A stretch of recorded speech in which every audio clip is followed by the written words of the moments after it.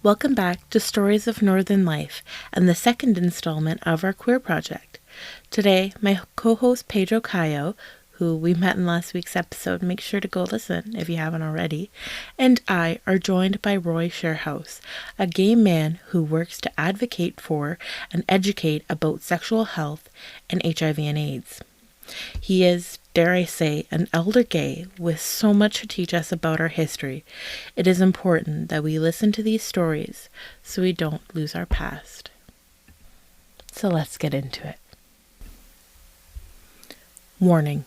The following may contain discussions of discrimination, BIPOC, child abuse, sexual abuse, identity, explicit language, sex, and other mature content. Listener discretion is advised, especially for those under 13. We have kept these interviews intact to preserve the voices of our guests.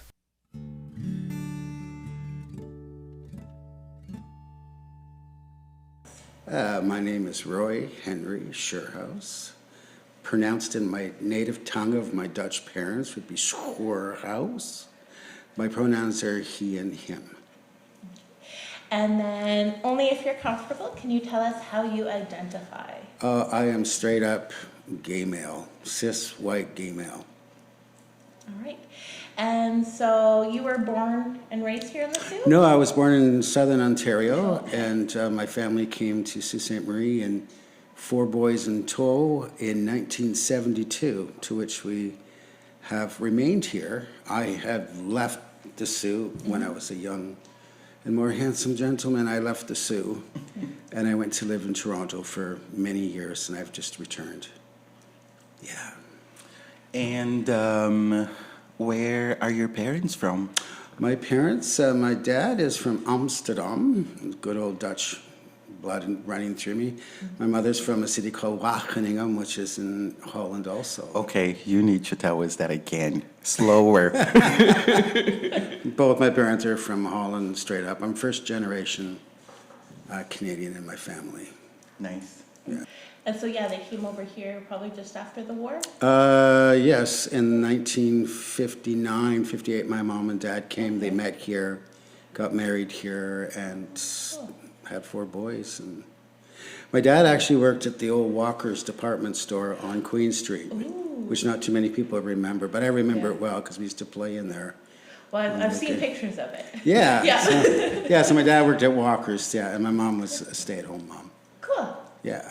So What other places did your dad work in town? that was it. That was it. He got transferred. Walker's then turned into St. Michael's store, which was an English brand of clothing, and that was at the Queen Street store. Then there was one later at the Churchill Plaza, and he would manage that store. Yeah.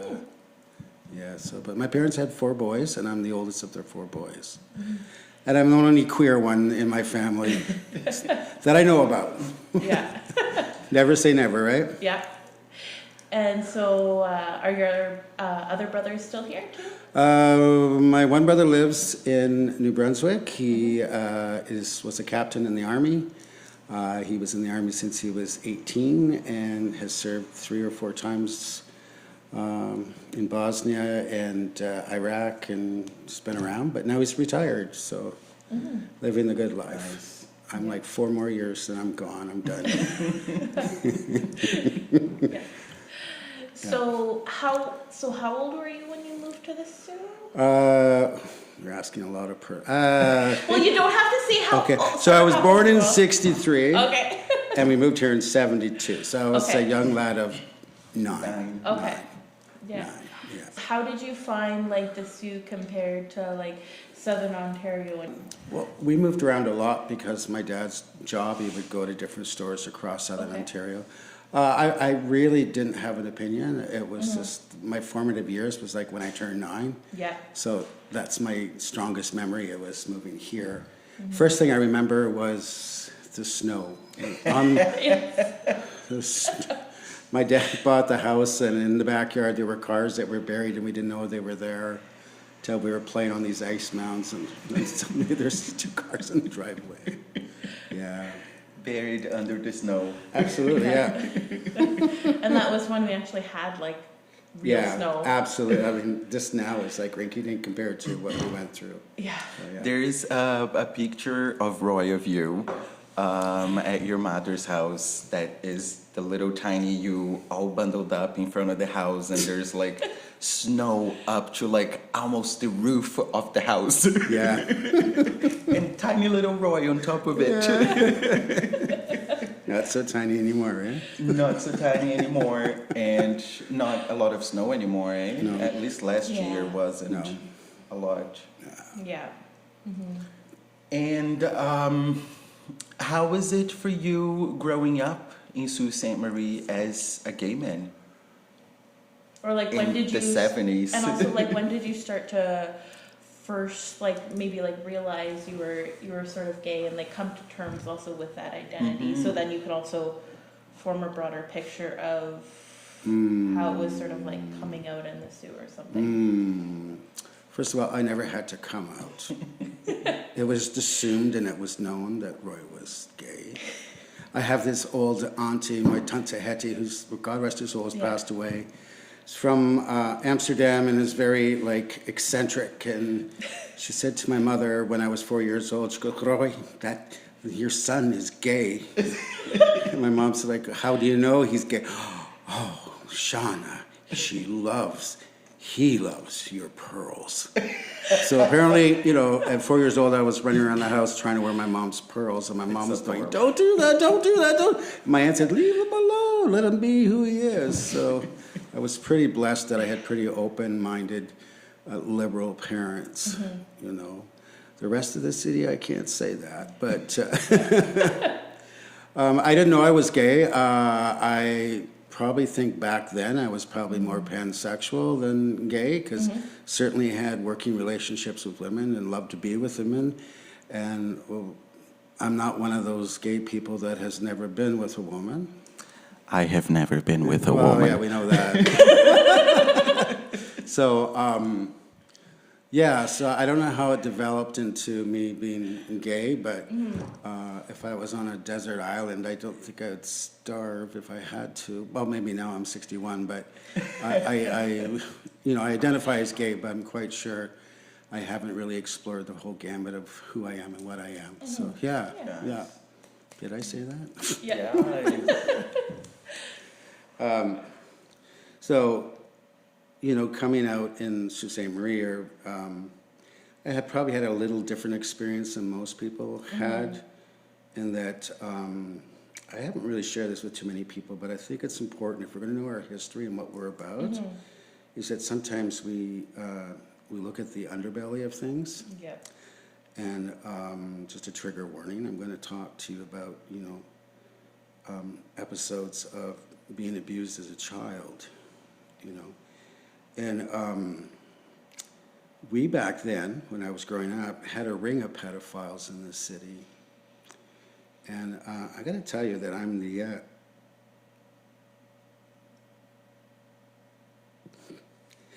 I am the sole survivor of 5 boys. And sorry. You got this. So that's how I sort of came to understand my gayness. And I'm quite sure that this ring, there were 6 older gentlemen that were part of this ring, sort of understood my gayness also.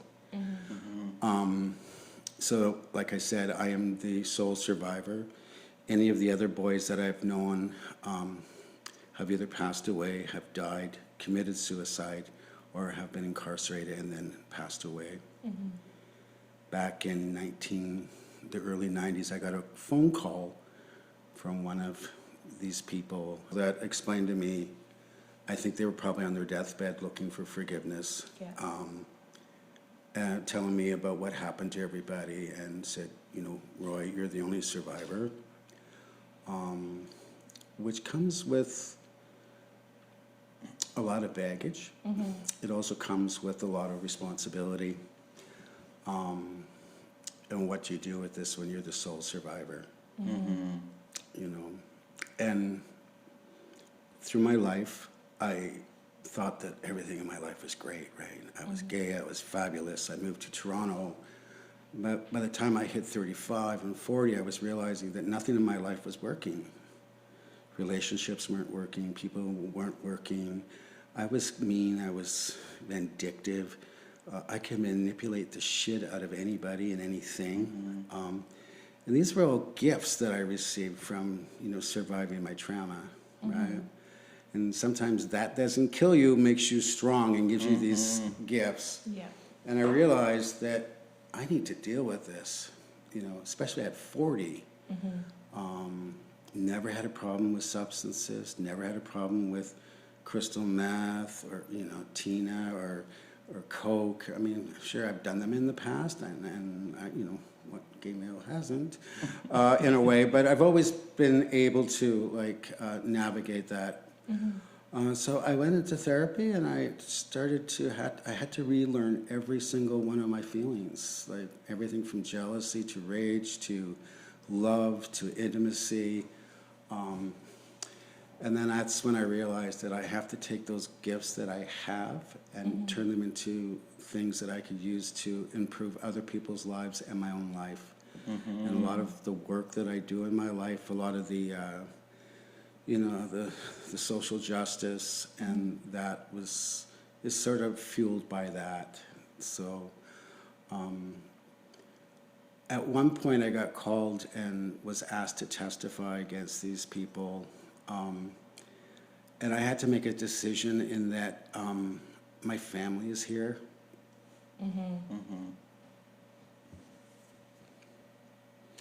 And back then they were young children, right? And I didn't feel worthy enough to tell my story for the fear and the impact that would have on my family. But now I'm 61 and I don't give a shit anymore. And my family has evolved and has always been there. So I just don't want this part of our history in Sault Ste. Marie to go, because I'm not the first, and I'm probably not the last. Though part of the saving grace in all of this is we've evolved as a city, we've evolved as a society, we have evolved as people. Back when you were born in '63, parents didn't think about these things. It wasn't on the radar. We didn't have helicopter parents. So it was just a really bad time. So that's what I knew what being gay was about, right? And I was, a little boy with blonde hair, blue eyes, grade 5, and all the way up to into high school. So, but I don't want to bring us down, but I just thought we need to know that exists. Lots of queer friends here in the Sioux, but it was always a hidden agenda. It was always a hidden thing. We would only congregate in places that were obscure, where other people wouldn't see us. Garages, basement parties, but never anywhere where there was a gay space. And the gay spaces really didn't start happening until the mid-'80s. And that's when we would go to the place like the back door across the river, and they would have a special little spot for us in the corner. That was gay. You had to go in the little corner to be accepted. So when I said enough of that, and I went to Toronto and lived a very fabulous life. Yeah, I've been very blessed. I mean, I've been able to travel the world. I've been able to, Australia. I lived in Holland. I lived in Italy. I've been around and always never, trying to hide who I was and what I am. And you start to develop a really bigger world picture, a worldview. And it's quite shocking when you haven't been in Sault Ste. Marie for 35 years and you come back. And I came back because my mother is aging. She's turning 89 next month. And it was this time. Just want to say that she's turning 89, but she's still she's got way more energy than both of us together. Yeah. So I have this big worldview, and then it's colliding with people whose worldview isn't as extensive and experienced, right? So it's like moving back into this bubble. Though the bubble is not the same as when I left, but it's still a bubble, and a lot of work we're trying to do, right, Pedro, to to open things up, and And how was, like, 35 years went by from the time you left to the time you came back? What was more than that, actually. What was the most shocking, or like the biggest thing that you were like, oh, that changed in a positive way, or oh my gosh, this is still here? Well, personally, the thing that shocked me the most is that when we moved back here at the end of 2020, and I'm going about my life, suddenly images and flashbacks and this whole experience of my youth was coming back in full force, and I couldn't control it. It was just taking over, and it forced me to have to take some time to myself and say, I thought you dealt with this. But then suddenly, addresses are in my head, people's body parts I remember. It's really weird. What were coming back, and I had to reconcile that once again. So, but now it's cool. It's like I've done what I got to do, and I'm going forward. I mean, but I don't think that's ever going to leave. It'll never leave you. It's just how you deal with it and how you think about it and what you do with it that really matters. So lots of changes. I mean, we have pride here. We never had that when I was younger. There's lots of groups, lots of activities. We have HARP here, we have OHAS here, we have, and a lot of friends that are openly gay now, and we sort of can congregate and be out in the open. We weren't able to do that. What's really kind of cool for me is when I was growing up in the East End on Ashgrove, my best friend, Paula, lived right next to me. Yes. Yeah, and she's a beautiful woman. She's a beautiful person. Yeah, she's. We didn't know it at the time, but I was gay and she was bisexual, which we didn't know at the time. But there's a story there because our lives we're both going through the world. We're both getting our bigger worldview differently at different times, but our lives were intertwined, right? I wouldn't see her for years, and then suddenly we would get together, or there would be an opportunity to meet and hear her stories and what she's been through, and she would hear mine, and they were very parallel. And to this day, she's my best friend in the world. Yes. And will come to the zoo and stay with us. And so that I'm ever grateful for, that I have someone that actually witnessed, and she was a witness to my trauma, and has always been a part of that. And I believe, not just a witness, I think she was there for you a lot. Oh, absolutely. As a support, as like a ground for you to stand on, or someone to hold your hand. Yeah. Like she really was that friend you needed. Yeah. But it was just sort of weird that we kind of lived side by side, and we both grew up in this, not knowing what each other's, what lifestyle we were leading, so it was kind of cool. And it was very similar. Yeah. It's awesome. Yeah. And what school did you went to in the Schuurhuis school, right? What high school did you went to? I went to St. Mary's. Nice. From back then we said grade 9 to grade 12. I went to St. Mary's, and then my last year I went over to White Pines and did my grade 13 year there. And then I studied at Sault College. I have 3 diplomas there. Wow. And then that's when I decided that I had to leave the city.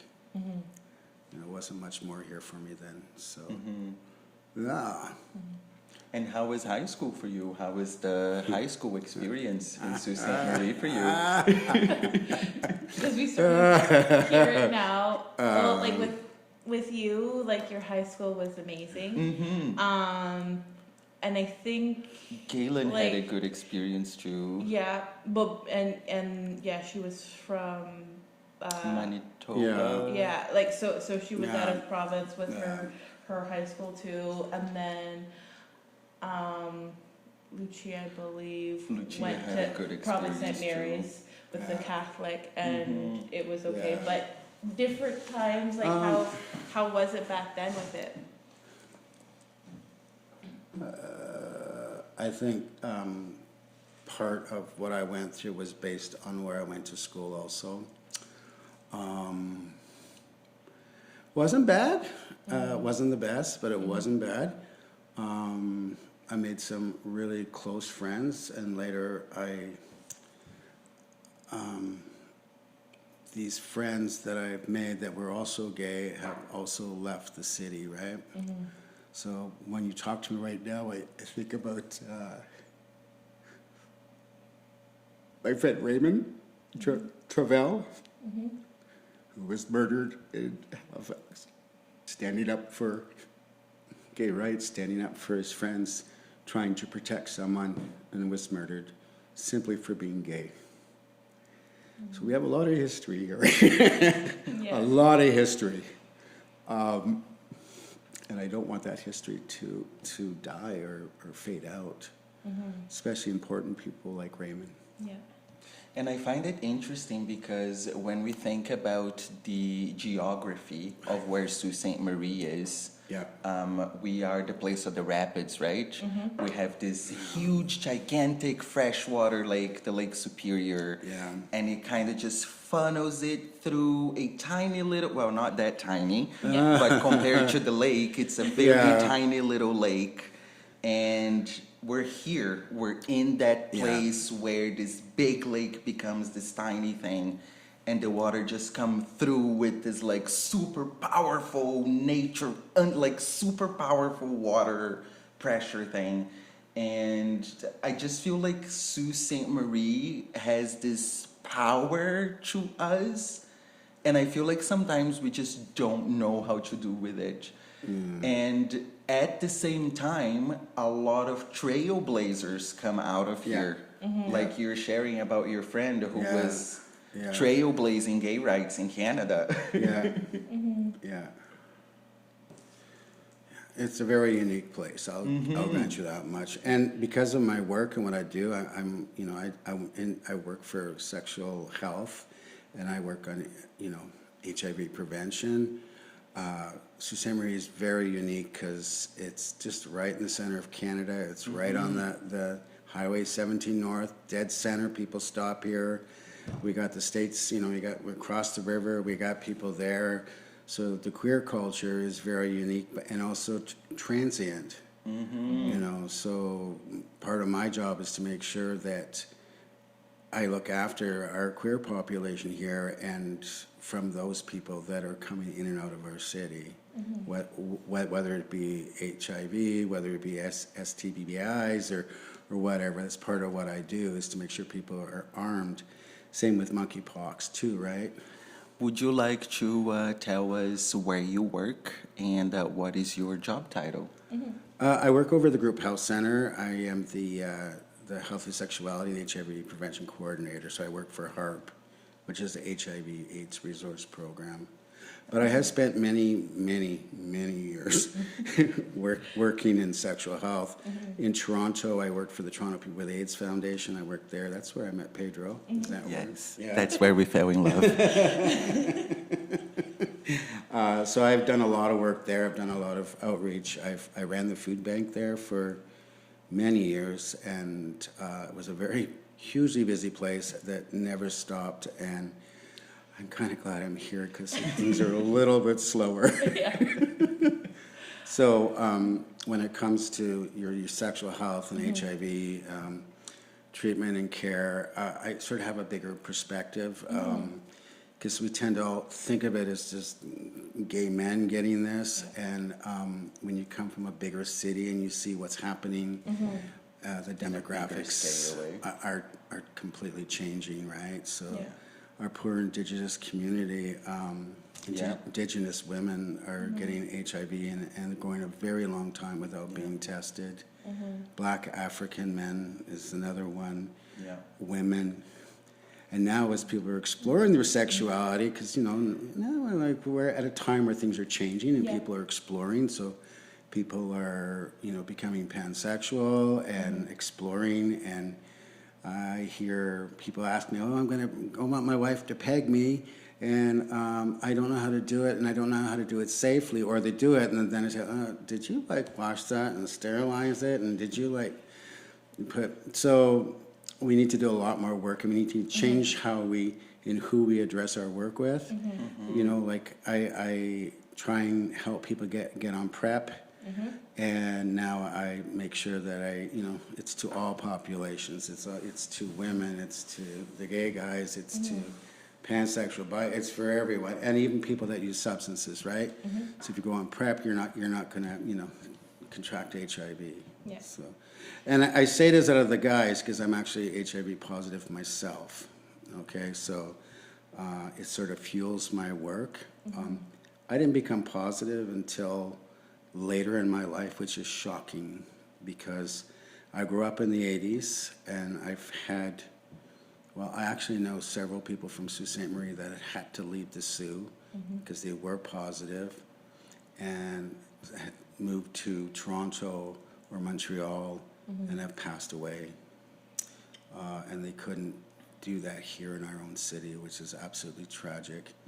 And a very close friend of mine moved to South America to go and die, but luckily didn't die and came back. So, and I didn't even know they were positive till just recently, and they were living with it for the last 25 years.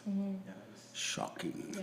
Yes. Yeah. Some resilient people out there fighting the fight for us. So if you ask me when things change, the fact that, people are now, I can talk about having HIV, I can help people with HIV, and work on prevention is really a huge step forward from when I left in the Sioux, because we didn't talk about it back then. We were too ashamed, or people just assumed because I was gay, I had HIV, or I was going to get it. So, and I was just 49 when I got it. I've always been careful. I always did the right thing. I was always the guy that had the condoms, and you're not doing that unless you got a condom. But then one night I was out at the Eagle in Toronto having a beer, and someone spiked my drink with GHB. Next thing you know, my ability to say no wasn't there. I was drugged up. And then I found out 2 years later that I contracted the HIV virus. I didn't know it. So, but I was very lucky because my doctor was an HIV specialist. It was just the way it was in Toronto. So stepping back here into the Sioux, it was just a little bit more difficult because Pedro and I don't even have a doctor. Though we have a wonderful HIV specialist. We do. Absolutely. Shout out to Dr. Lucas Castellani. Hey, Castellani. Yeah, he's a fabulous man. So when it comes to being gay and being queer, certain things like that is, like you talked about, have things changed. Gay health is certainly not on the agenda, especially for our trans community too, right? And as we are on this topic, I think something that I found very difficult as a person that works in an AIDS service organization, and as a person living with HIV, and as a queer person with a active sex life, I've found that it's very difficult for people to find access to PrEP. Yeah. Do you want to tell us a little bit more? Well, you being the person that I send everybody to get PrEP. That's all going to change soon, right? Because we're looking at some expansion, and we're looking at being able to get people PrEP prescriptions.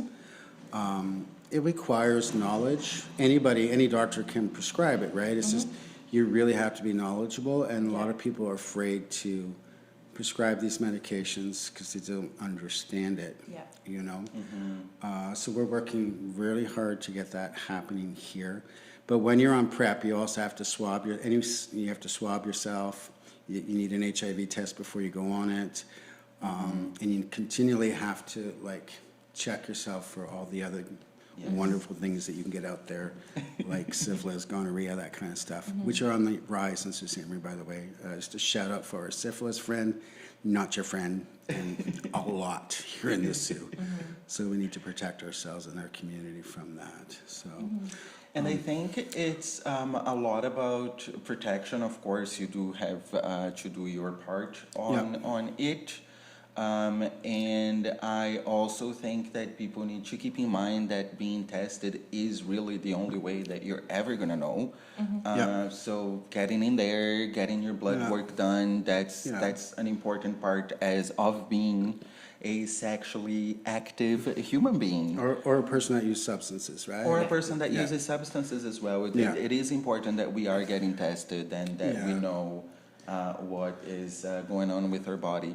And also for folks who use substance, it's important as well to always make sure that you're using a non-spent needle, so something that is, just coming out of a package. And it happens in our city, so let's not fool ourselves and say it doesn't. It does. It does. And especially in the gay community, we have party and play, and a lot of guys party and play.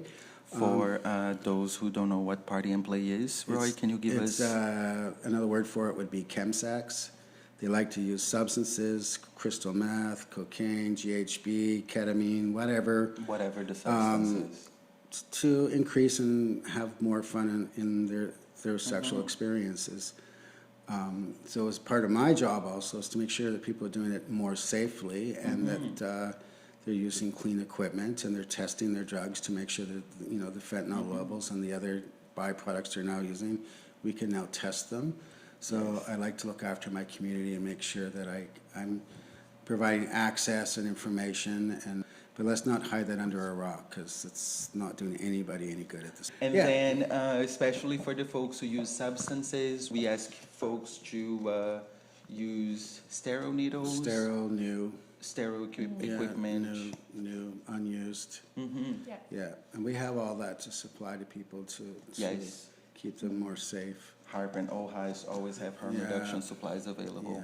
So also, I want to maybe talk about it because I don't know how many people sort of have done their own sort of research on HIV and AIDS or anything like that.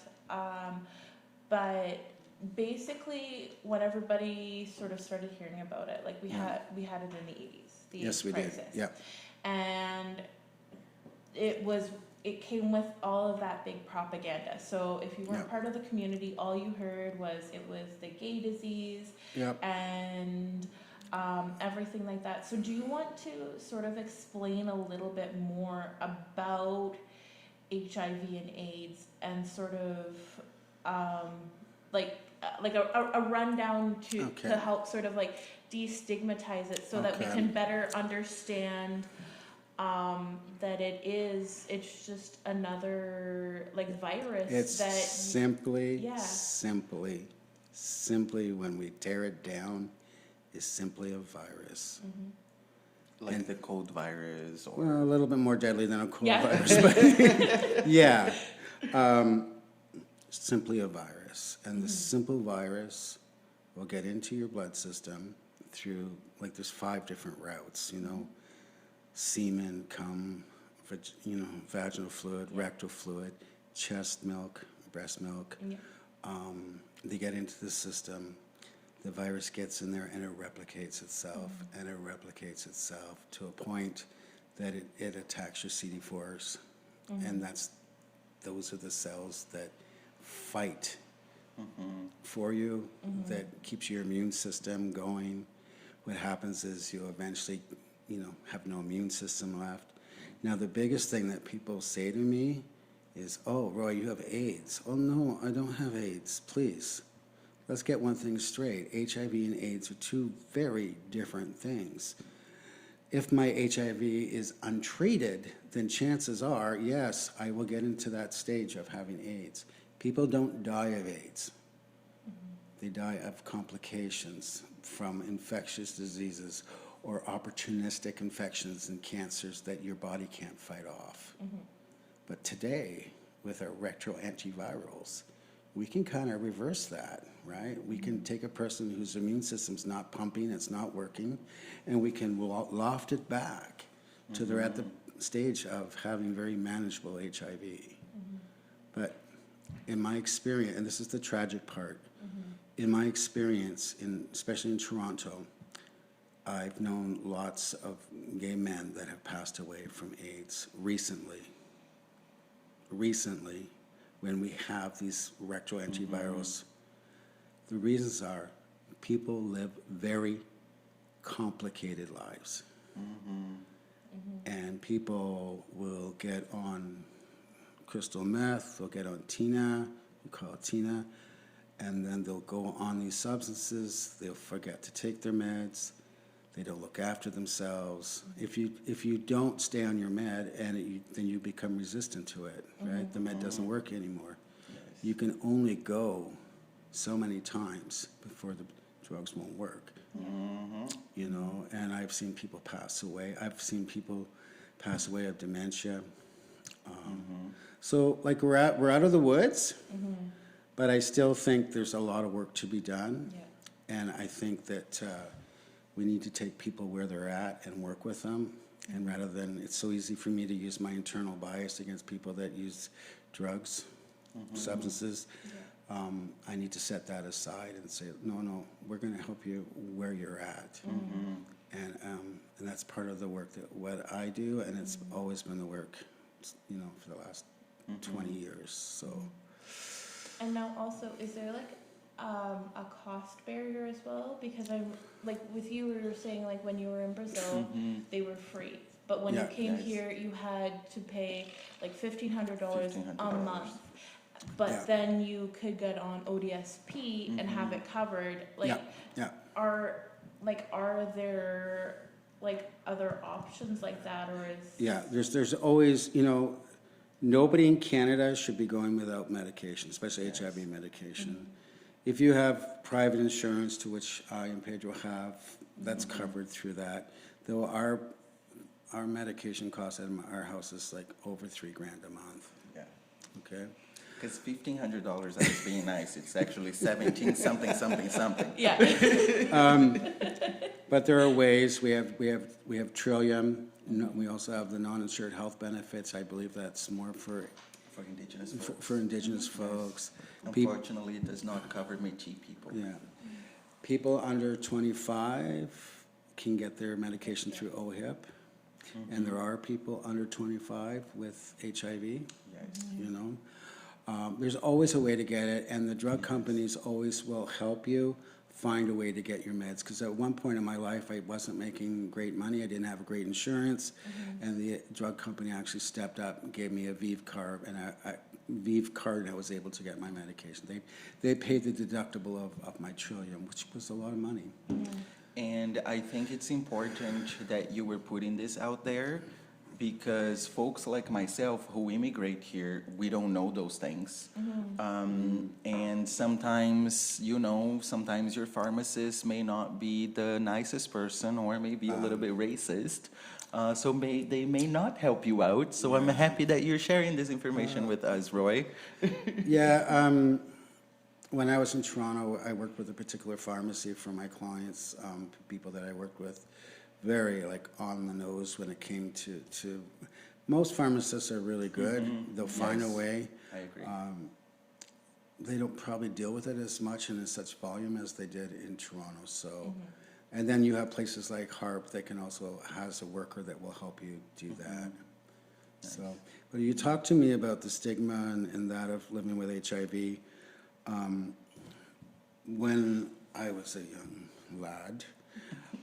In the 80s, I had lots of older friends, and approximately 9 people that I've known have passed away from horrific deaths. People that were on cocktails, 35 meds every 4 hours, like it was just insane. And chances are that the meds they were taking were doing a lot of damage to actually benefiting people.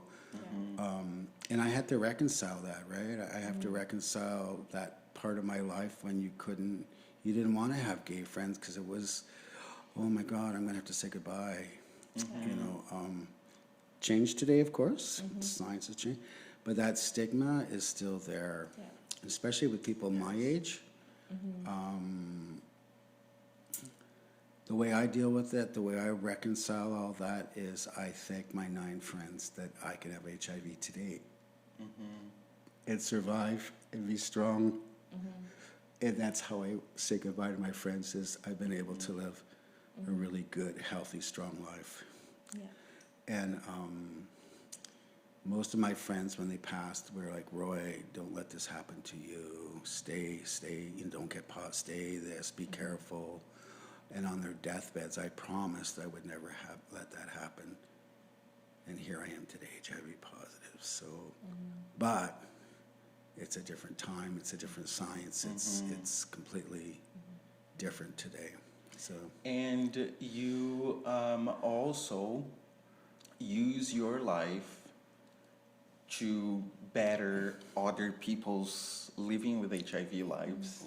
It's very kind of you, but yeah. And help others not to become HIV positive. I to learn how to try. be safer. I try. Yeah. The way I look at it in the queer community and the work that I do and straight community too, but let's say it's that I have this infinity bias to people that are like me, right? And I always want to be protective of those people that come from the same things that I come from. That doesn't mean I don't help other people, but I teach people that whenever you have sex with someone, you're taking risks. And you have to decide for you, what risks am I willing to take? And now with PrEP, like the risk of HIV is it's not there. Yeah. But am I willing to risk gonorrhea, syphilis, chlamydia, and all those other things? And some people are. Condom usage right now is like at an all-time low. People just don't want to use it, especially amongst the gay guys. We figure, hey, we got the science now. I actually make fun of Roy at home. I call him the condom pusher. So rather than preach to people and say, use condoms, of course I'm going to do that. But I also have to be understanding that people make decisions for themselves. They need to do what's right for them. And no matter what I say isn't going to change their behavior. Yeah. Right? So let's let them understand what risks they're taking and let them decide for themselves.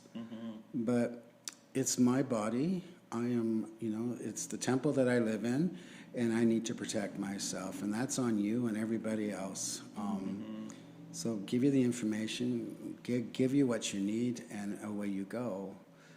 We also have PEP, though, too. I don't know if you're familiar with PEP. It's like the morning after pill for HIV. Okay. Yes.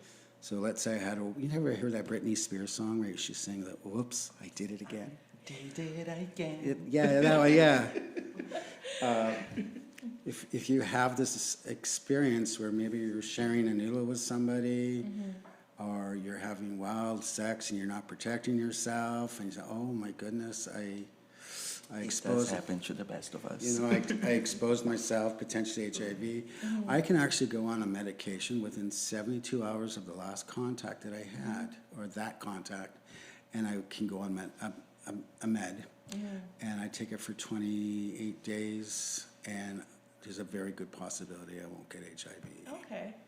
So, like, say even if you were like working, because I know sometimes we see it on the TV shows where like there's that nurse who's treating a patient and then the needle accidentally pokes her. So and then like for that whole month they're like panicked. Yeah. So now we have this other step that can sort of help. That's only for HIV though, right? So and it's 85, I believe. Don't quote me because I don't have anything in front of me, but I think it's like 85% effective. So and then most thing I can tell people is the best thing you could possibly do is know your HIV status. Yes, get tested, Get folks. tested. Get tested. And talking about get tested, something that I've noticed as a pattern in Sault Ste. Marie, in our health system, if you want to say it that way. But I have noticed that I have heard lots of stories of straight cis white men who go to the hospital with different symptoms, and they test folks for everything except HIV. And then when it's almost too late. Then they tested for HIV, Yeah. and then it's almost too late. We didn't need to be here. Yeah. Yeah. And I've noticed this as being a pattern. Yeah. So this is me calling folks out, asking, begging for folks who work at the hospital, walk-in clinics. If you have patients who have this light, you just thought about it. Get them tested. Yeah, and and as we educate people, as we go about doing what we do, then we let the straight cis guys know, you should be tested. Yes. Go and be tested. Though Yes. we need to make more space for them. I find in my years of experience, especially in Toronto, we don't make a lot of space for straight guys that have HIV. So we need to make more space. Yeah. Yeah. So is testing like expensive or difficult or anything? Well, there's different ways to get tested. Yeah. In the office, I have self-testing kits, so I could give you a self-testing kit. You can go home, and within 1 minute, you're going to know if you're HIV positive or not. And they're like 99.9% effective, Yes. easy to use. Though I You're like often doing a COVID test, Yeah. but with a Okay. little prick on your finger. I often ask people not to test alone. Like test with Roy. I mean, I've been there, did that. Because you don't want to test and find out you're positive and then Be by yourself. And be by yourself. You want to have someone that cares about you, someone that has got a good, strong head on their shoulders and say, "We're going to get you through this." Yes. And connect with us, and we're going to put you in care, and we're going to get you treated right away and looked after, right? Yes. And then you can go for the regular standard blood test, at Goma Public Health. You can get it done almost anywhere. You can just say, I need to have an HIV test. And don't feel ashamed or embarrassed about it. It's a fact of life we all go through, and we got to protect ourselves, right? And protect other people. So the only way we're going to stop the spread of HIV is by knowing your status. Yes. And you know what the great thing is a person like myself that's on treatment, that's undetectable, I can't spread HIV. You're Yes. safer to have sex with me than someone whose virus load or HIV status you don't know. I have no viral load. I can't give it to you. And the beautiful thing about people living with HIV is that we ended up doing our blood work every 3 to 6 months. So we always know if we have any other things. And, since I was positive since 2010. My viral load has never fluctuated. I've always remained undetectable for this many years. So, and now the science is changing. We now, Pedro and I tried the injection. You can get an injection once every 2 months instead of taking pills, but it's, we happened to thought it was very painful. So we went back to our pill. It was taking me almost 8 days to get over those injections, and I thought, no, it's not worth it for me. But science is changing, right?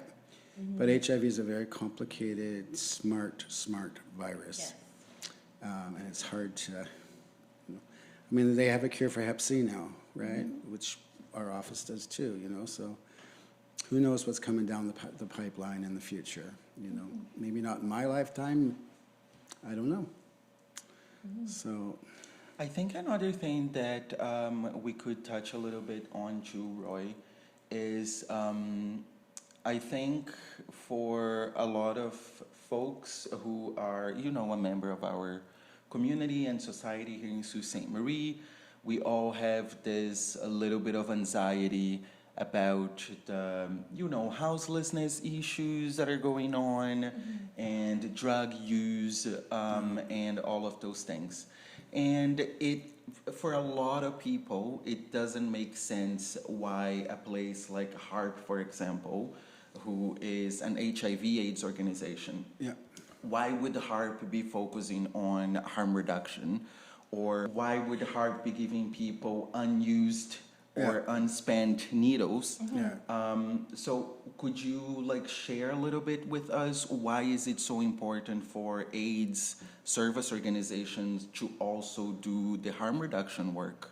Well, because first of all, it's part of our funding structure, right? We have prevention, we have treatment, and we have workers that help people that live with HIV navigate the system. Again, I say, like, people can live very complicated lives, and we help those people that have complicated lives navigate and do the best they can with their own personal care and staying on meds. Like, adherence to medication sometimes could be a real big issue, and there's housing. You need to look at a person as a whole and not just focus on the HIV. So chances are, if you have job security, you have housing security, you have food security, and trust me, food security is huge and getting bigger. And you know, especially right, Pedro, when we were in Toronto, a lot of our community were going without food. Yes. And if you are living with HIV, it's very important that you have a balanced and good diet and nutritious diet. But I love that you mentioned prevention, because this really is why we do the harm reduction work, because there is a lot of new cases of HIV/AIDS that are of people who are just, you know, using drugs. And so it goes beyond the sexually transmitted thing, because there's also that component of the use of drugs. So again, important to use new unspent material or gear when you are using drugs. And harm reduction is an important part of HIV prevention as well.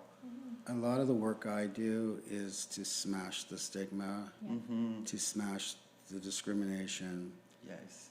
Especially when I worked in Toronto, I worked with a lot of people that were refugees that come to our country, war-torn countries, women that were abused, assaulted, and got HIV, and completely felt less than what they were. Yes. And most of my work was, you are beautiful, you're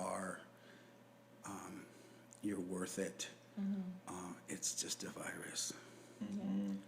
So you have that and all the other trauma that goes with that. The stigma and the discrimination also comes from within. And that's a huge piece, you know. It always makes me cry.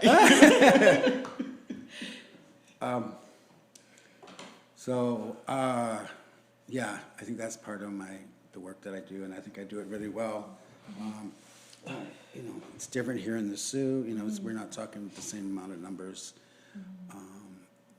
but when I deal with that trauma that I have, this is the way I deal with it, right? And I think sorry for my voice, I am very close to, you know, just bawling out all of my tears. But I think for a lot of us, people living with HIV, I think when we first learn from it, there's always that feeling of, I'm not worth of being loved. No. Like I'm unworthy of love. And I was just watching an interview this week on YouTube about U equals U, undetectable equals untransmittable. And the person was talking about when he learned of U equals U, it was like he was given back that ability to love and be loved. And it really is a reality for people living with HIV, because it really is. We are able to love and to be loved and to be touched. We are worthy of it. Yeah. One of the things I think we need to work on as a community here is we need to be more embracing and to show a little bit more empathy to people that come from different experiences than ours. I talked about this infinity bias. We always want to be around those people. But I challenge us to sort of get to know your community, get to know who lives in it. Let's not live our lives in cliques, especially our gay community here is very cliquish. For fear of, I don't know what it is. But I challenge people to like step outside your comfort zone, get to know, you know, the people that are positive in your community, Have those difficult conversations. You know, and my boss the other day said, Roy, I was watching CBC and I just found out, I have a word for you that may describe who you are. And I go, what's that? You're an elder gay. Respectfully.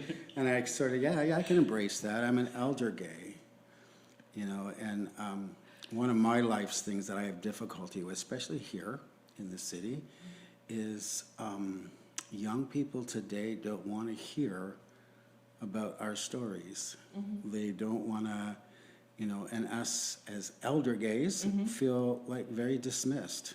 Mm-hmm. And our experiences are minimalized, and our contribution to AIDS and HIV and to inclusion and diversity, hasn't been recognized, and it's not important to them. And I just challenge us all, especially me as an elder gaze, to go out to the youth, to which I'm trying, to become relevant and say, I can teach you things. I know your history. And a lot of the work I do, because I do a lot of prevention with youth, and here I am, 61 years old, and trying to be relevant. You can be, and it can happen. And you just have to find that thing that you have in common. And now when I'm with you, I was at the youth hub last night, and it was Pride Prom, and they invited me, and I felt connected. Nice. And I felt appreciated as an elder gay, that I do have your history. And it is for, my 9 friends that passed away, that you're here today, having the freedom that you have and the diversity. And we need to teach people about that, and maybe this podcast is part of that. So thank you. So I talked about cliques, right? I talked about how we don't interact with one another, especially in the queer community. When I left Sault Ste. Marie, the gay guys would hang out, the lesbians would hang out. Very seldom did we ever hang out together. It wasn't until I went to Toronto that I realized the importance of the bigger community. When, for example, I have lots of lesbian friends. Actually, some colleagues that I worked with, the Toronto people, like Chris from Toronto People with AIDS, who's a massage therapist and still does it today, who during the AIDS epidemic were instrumental in the care and the well-being of gay men that had HIV and that turned into AIDS. The lesbians were there. They charted things for us. They gave us comfort, and were our witnesses to what happened, because they were always there for us. And I think that's contribution needs to be seen, and it needs to be celebrated, and I don't think we do that enough. And they were there when everybody was telling, don't touch them, don't share like a glass of water with them, and they were like, nope, those are my brothers, we're going to stay there with them, and we're going to take care of them, and then this is what we do for each other as community. And another, we often don't think about this, but I remember in the 80s that the drag queens, especially at the window show or wherever, there were drag queens performing, that most of what they did was to raise funds for PWA, for ACT, for AIDS charitable organizations, and for people living with HIV. Instrumental, and raised thousands and thousands, huge amounts of money towards the cause. And I don't think today that we remember that history, especially with our young drag performers today, that they paved the way, and that they paved it through charity. And that's astonishing. That's just, that warms every part of my heart. And when I see drag queens today, I like Maria Del Monte. Remember Maria Del Monte? Yes, I do. She was a very close friend. She really was. She just recently passed away from AIDS-related dementia. Here I am crying again. Just raised so much money for our community, and just absolutely an astounding person. So And the first time that Roy was in drag. Oh God, don't go there. It was, want to tell us about your first time in drag? I for charity events, I am a drag queen. My drag name was I Own a Big One. And I only did it for charity, and I only brought it out when at work for parties, and been on stage a few times. She did come out last year, October, for the Red Bull here in Sault Yeah, Ste. Marie. she came out. She came out of the box. Maybe she needs to come out a little bit more, but you know, I don't know. I'm just not enough the pretty face. So. It's gorgeous. So, yeah, you know, if anything, I could leave your podcast with today. Get yourself tested. Know your status. That's like ultimate. Like, have empathy. You know, extend yourself, your soul to the younger people today, especially for me. And I have this thing about being an ally.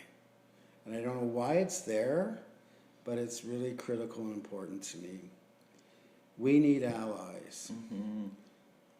You know?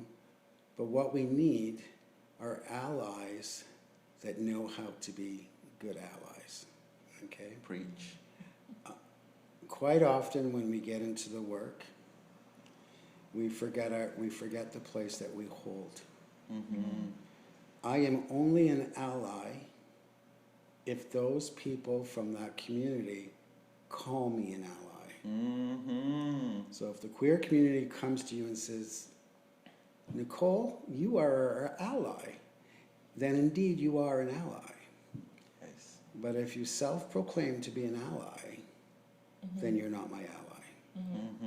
It needs to come from the marginalized community that's calling you that. Yes. And I think sometimes we are always about the cause, we're always about, you know, trying to make things right, but we often forget that queer events, queer space, anything queer needs to be run by Queer people. queer people. It needs to be projected from.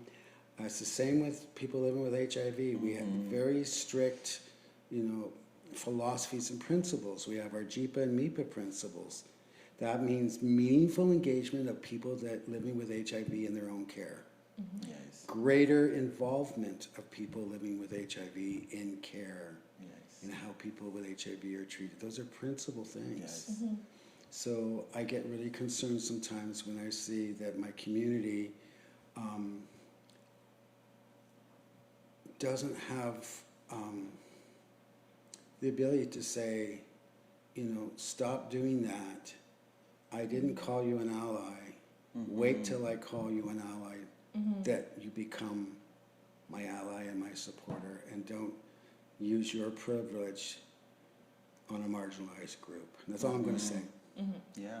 I think we need to grow in that, and I think that anybody that's dealing with our community needs to ask us, whether it's the city, whether it's medical care, whatever it is, hear the voices of the queer people that have the experience and are living that experience. That's all I'm going to say. Is that okay? Yes. That's beautiful. And I think as well, we are in that age, in that era in the world where there's a lot of, because of how strong people of color and marginalized community in general, how stronger our voices are becoming as a group in the world. I know that there are also a lot of people who are kind of attaching themselves to our cause. Sometimes it starts in a good way, trying to be helpful and whatnot. But we are also getting at that time in the world where our voice, we as community are starting to recognize that we don't want cis straight people on leadership positions for queer things.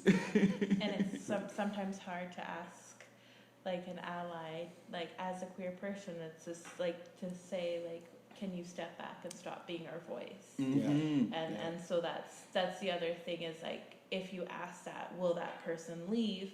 And then so you're worried about losing that, quote, ally. Yeah. But if that ally then does leave, were they ever really, truly then an ally to you?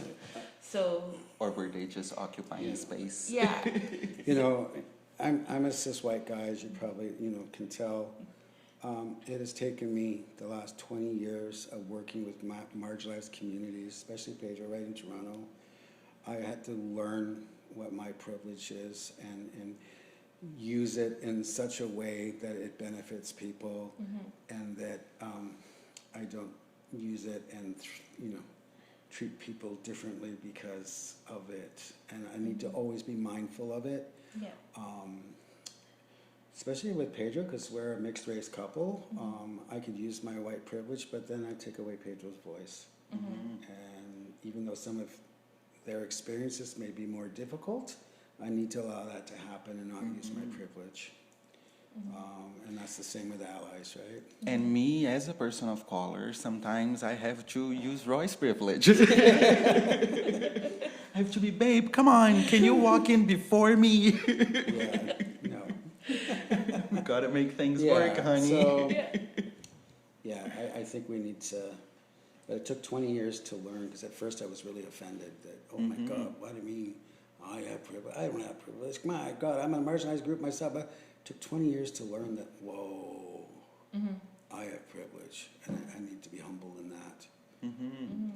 Yeah, anyways. And if you had like a message for other white cis gay men that are trying or going through that same journey that you went through for 20 years, what would you say? Like, hey, like, try this or try that, or just try to see the world this way.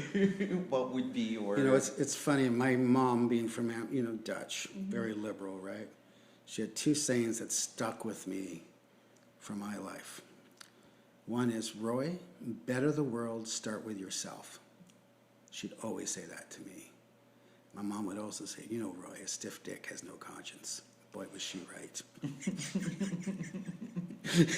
It'll tell you what you want to know, right? But those two things really stuck with me, and she was absolutely right about the second one. The first one, though, is I need to start with myself. And when I start with myself, then I can make the world a better place. And it's called, being self-aware, being mindful, taking the time to be mindful. Every day when I finish my day, I take time to chill and say, what did I do really well today? What did I fail on today? What tomorrow can I do better? And that's sort of been a life motto that's helped me to understand my privilege. Yeah. And as someone who is on like the other side, right? Because for us as a mixed race couple, and we're also different age. So there's a lot of... I know, we're both 18. No, we're like 23 years between us. Can you believe it? Yes. So like there are a lot of differences. And I can tell you, Roy is a very patient man. And I really appreciate that, as especially as an immigrant, different culture as well on my end. So sometimes that are things that for me are normal, and for Roy, like, what the heck is Pedro doing? And he's very understanding. He's very like, okay, tell me about it. Why do you do it this way? I just want to understand. Final question. Sure.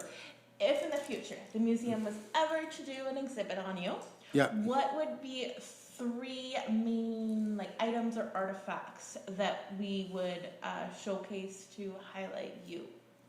I get my own exhibit? Yeah. Yes. Well, I think it would have to be something to do with my work in HIV.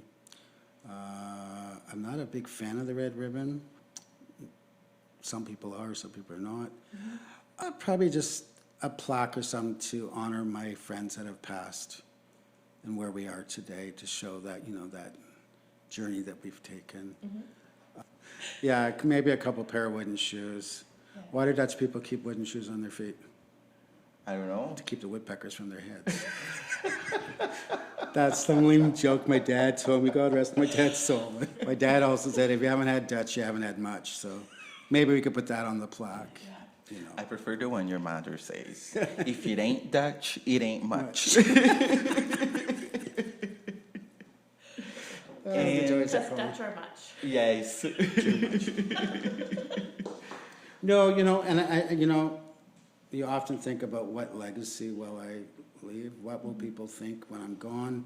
And how long will they? What was that show where, when the last person stops thinking about you, that's when you ascend to somewhere else? So I just want to be thought of for a while.